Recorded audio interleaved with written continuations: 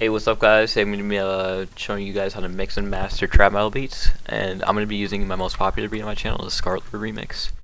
So yeah, so first I'm going to start off with the master.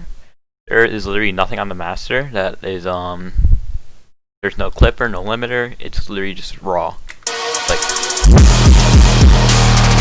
now the thing about trap metal is, if it sounds good with no clipper, you're doing it right. Like, the beat is good.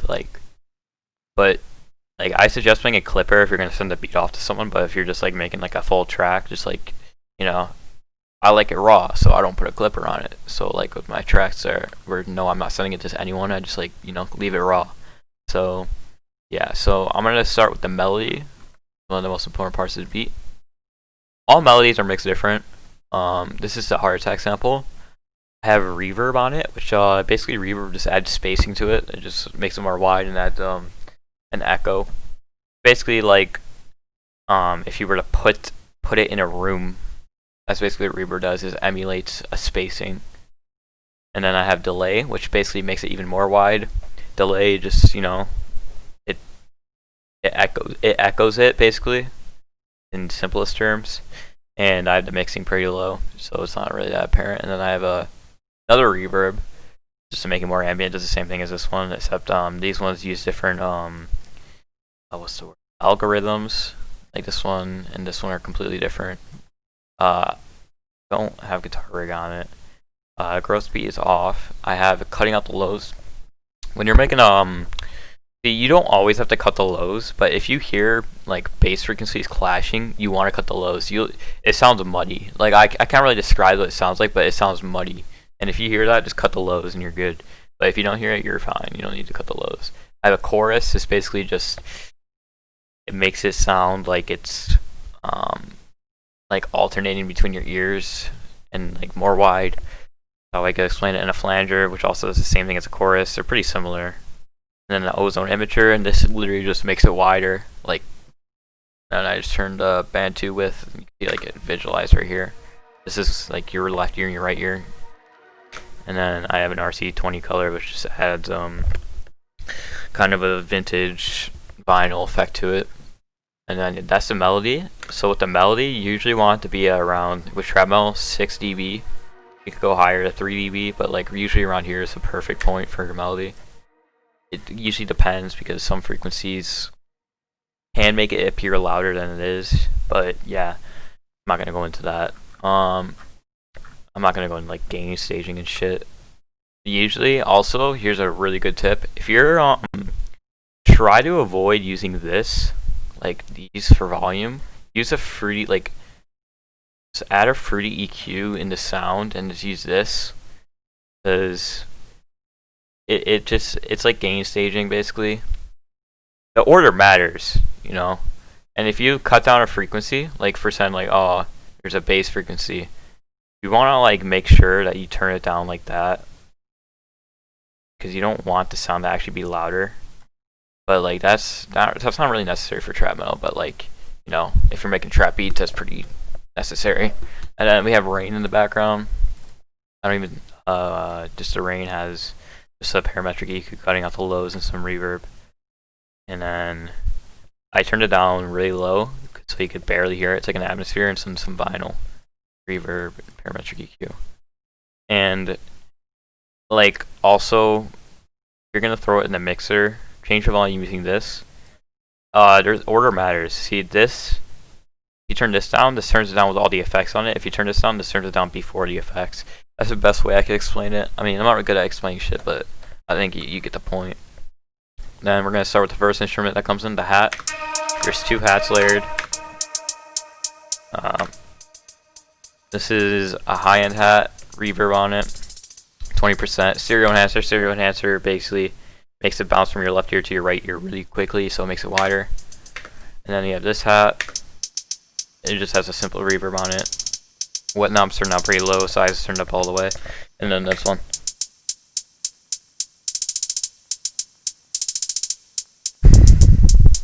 Yeah, and that's basically it. With your hi-hat, the volume varies with trap metal, but I like the hat to loud and in your face with trap metal. So yeah.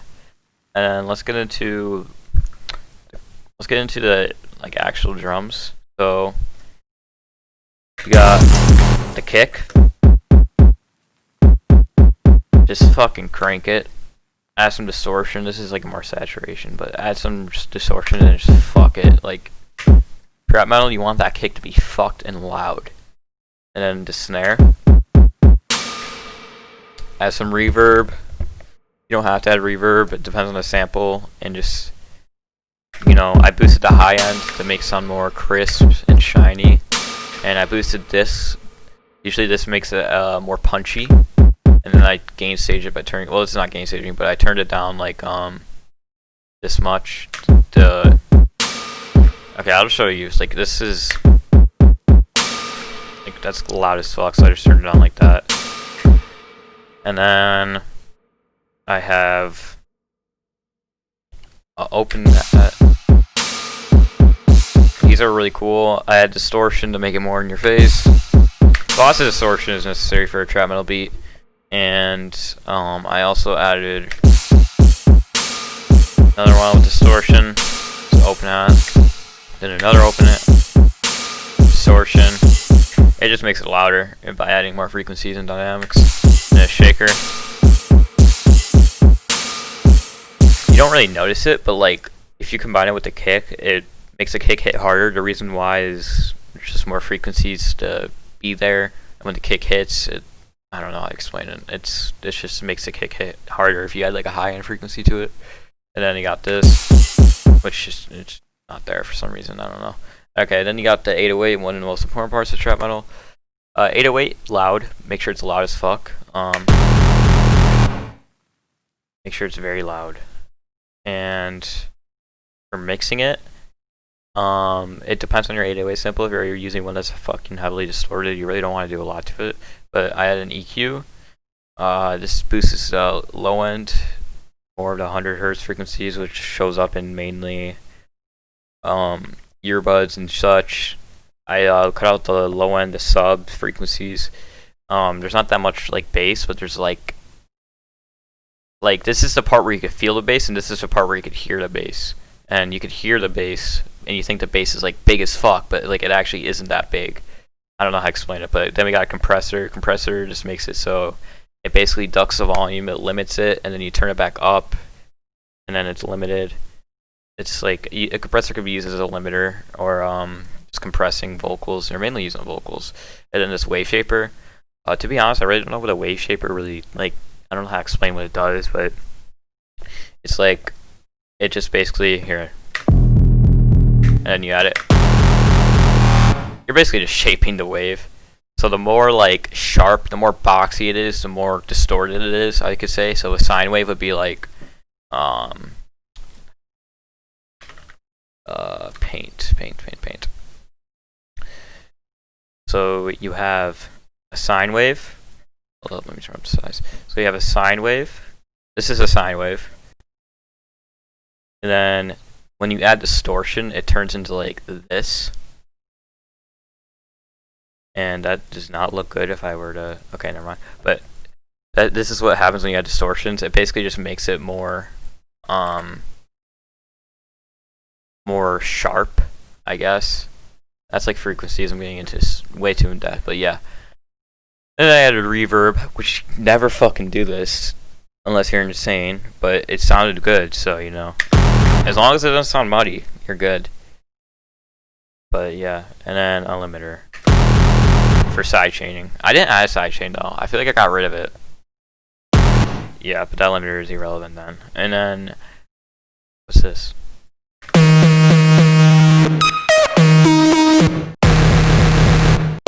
I don't know what that is. Ignore it. And then we got this, which is just atmosphere. It's also going in the same mixer tracks as that. So yeah, that's actually like all the drums, and then you could hear it when I unmute everything. Oh, fuck off. I don't know what this is.